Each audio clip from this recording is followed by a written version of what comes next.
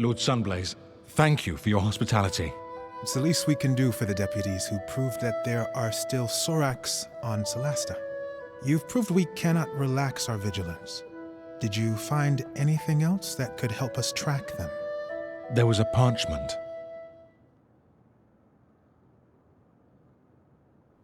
If you find it, send for the char. You can read that? That last word, it's not Temarian. It's in the Sorakath tongue. I knew it. It means general. You were wise to run. Also, the fanatics we fought near that old tower. They all had this tattoo on their arm. It seems to support the idea that they were working for the Sorax under duress. It is indeed one of their ways. Now this is the A of Erevad. Can you enlighten us? Between the myth and what we've seen, it's confusing. Of course, we paladins and clerics of Einar are the guardians of these memories. Our ancestors fought the war against the Sorakath. Their god, Sortar, gave them dark powers of treachery, mind-reading, and shape-changing. They infiltrated the human society, corrupted the hearts of men. At some point, everyone was suspected to be a Sorak in disguise. Distrust broke humanity. Sortar had won. He corrupted even Erevad, god of the Inquisitors. The gods themselves decided to run away from Tirmar. They opened the rift for the humans to escape to Solasta. Many of them didn't make it. It was a tragedy. At the site of the rift, thousands of Sorak tried to cross. Sortar himself tried. The rift was closed in a gigantic blast. Our kings and heroes, Manicalan's masters of magic, were all wiped out. So, how could Sorax have survived, escaped, and then thrived on Solasta? I suppose that's another one of their tricks. But for those who had survived the war, the Exodus, it was paramount to stay vigilant, to keep the memory alive. The memory of what Sorax were, what they could do, so that if one day they were to return, we'd be ready. I'm sorry to say, after 1,000 years, only a few of us remain. Now, most people believe Sorax are a mere legend. But you brought us proof. The Sorax are not extinct. We fought different ones. Do you know more? The bulk of their army are foot soldiers with poisoned spines. They breed a caste of albino priests able to cast spells. Some of them are deadly assassins, invisible, venomous. Others are giant brutes. The scriptures talk of elite warriors, anti-paladins, the Shikath.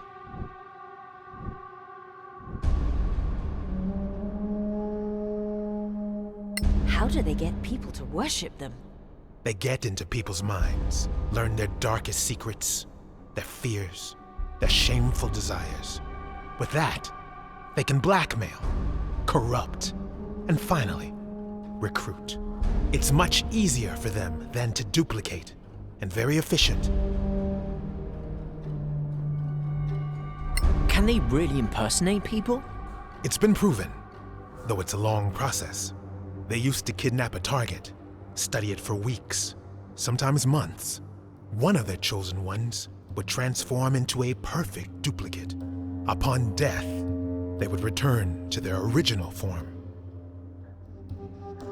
Well, that's all very scary. But thanks, it's good to help us. You're welcome, deputies. If you find anything else connected to the Sor Akath or their allies, bring it to the temple. Talk to Chaplain Dallin Lark. You will be well rewarded. Whenever you're ready, the council will meet again.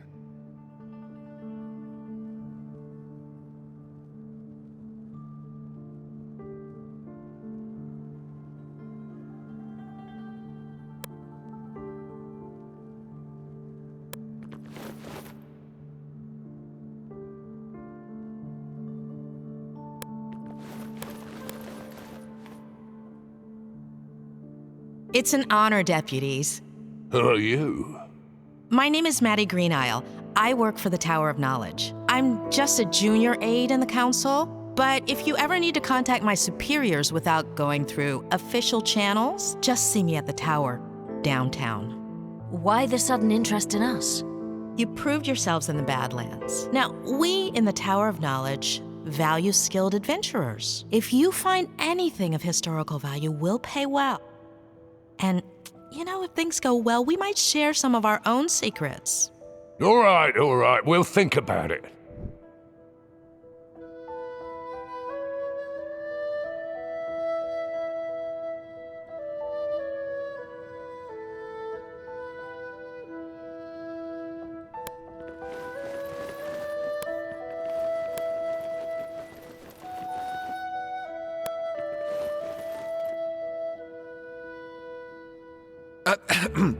Can I ask for a minute of your time, deputies?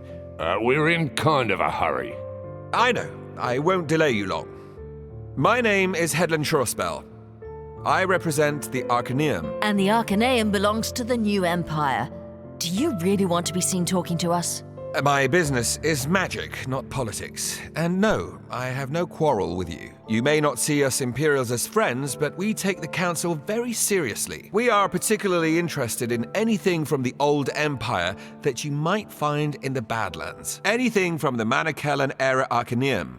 Even more so. Oh, of course, we'd pay you handsomely for this crown, although I know that's not possible. You're smarter than you look. Also quite indifferent to mockery. Anyway, we have an unrivaled trove of magical and other knowledge. Think it over. You can find me at the Gravekeep's Cask. Really?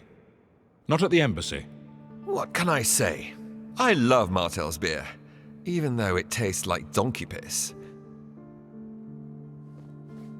What? How did he... That was our joke on the first day we met. Was he spying on us? Maybe he just agrees about the taste.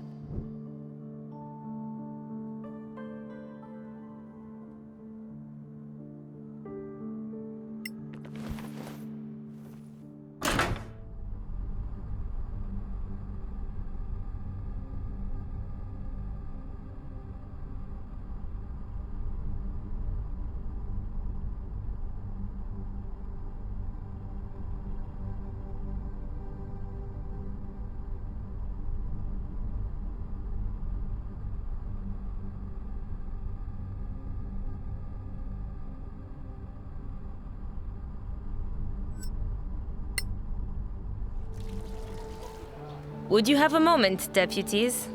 All right, but make it quick. I'll do my best. I am Joel Foxeye, from the Circle of Denantar. The same magic school where the princess studies? Exactly. Is she a good student? A powerful wizard? That's not for me to say. And you seemed to be in a rush? Fine. I just want you to know that our Grand Master Edvin Denantar has noticed you. He talked a lot, for sure. He's a man of great authority.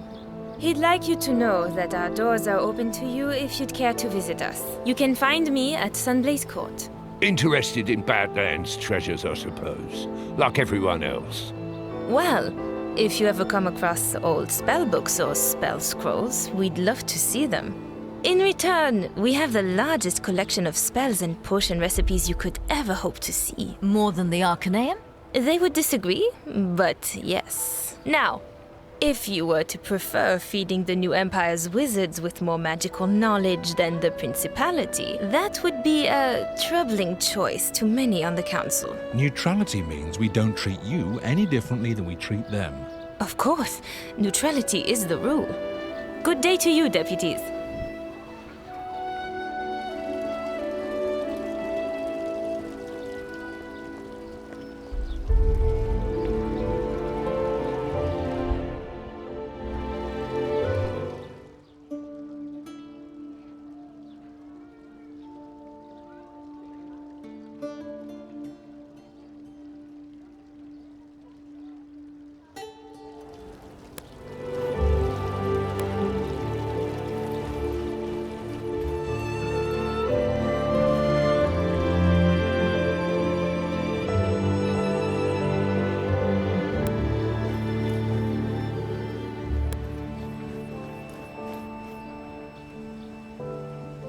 Clear skies, my friends.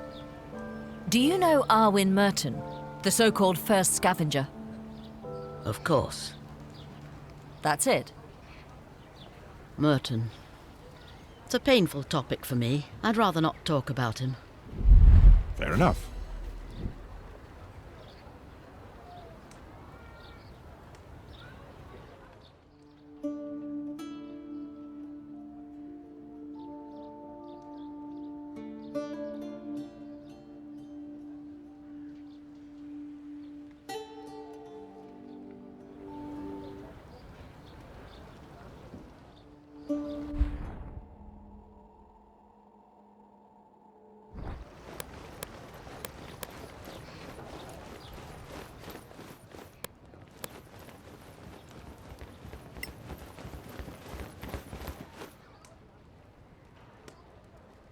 Look who's here. The Sorak hunters themselves.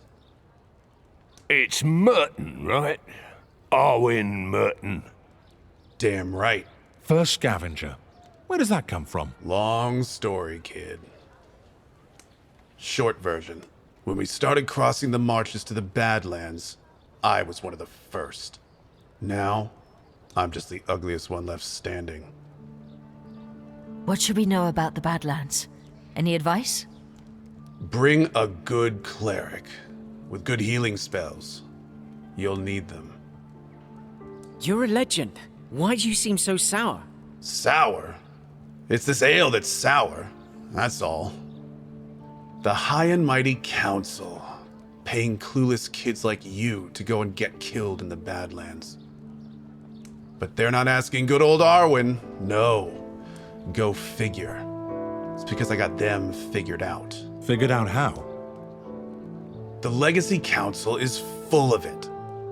Acting all united and lovey-dovey while they plot to rob each other. Wouldn't surprise me if some of them were even Soraks in disguise. You know they can shapeshift. Okay. Hey, I was right about them hiding in the Badlands, wasn't I?